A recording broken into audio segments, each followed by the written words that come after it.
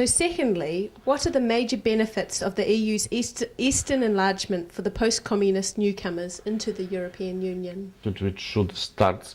with, actually begins with explaining, with a brief explanation of the conditions in which ex-communist countries of Central and Eastern Europe found themselves at the beginning of post-communist transition. When the people, and again, led by political elites, in ex-communist countries of Central and Eastern Europe overthrew Communist Party rule in their respective countries by the end of 1980s. They were led by a strong desire to replace the existing political and economic system in their countries, to replace the existing communist political dictatorship, which was actually basic characteristic of their political systems, or the political system in they lived, and to replace the also inefficient command type economic system which were forced by the communist elite to be imposed on the people in these countries and their economies, better say. So they were all the people, better say, all ex-communist countries were led by this similar idea of desire to replace the existing political and economic orders in their countries. However, they, in addition to this same common desire, which characterized all of them, they were also shared in all ex-communist countries a common lack of local knowledge and lack, or better say even more importantly, a lack of resources for modeling and financing the necessary reforms. The necessary reforms which will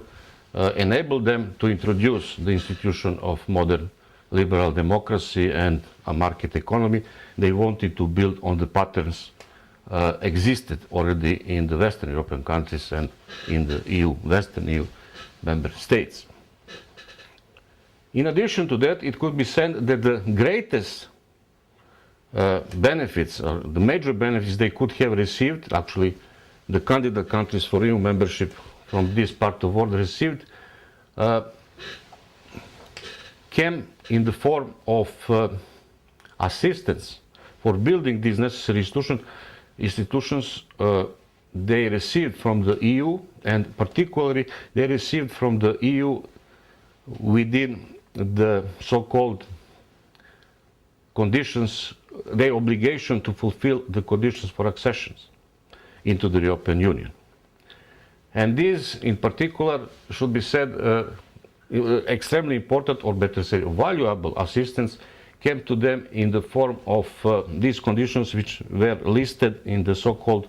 acquis communautaire. There were 31 acquis communautaire,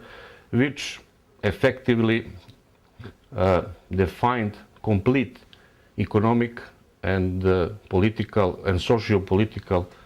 order or systems in the candidate countries, and which actually 31 acquis communautaire were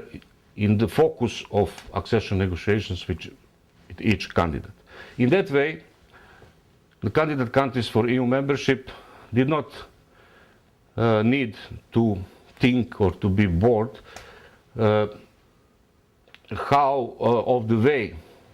how to implement necessary reforms or design the reforms. They were given to them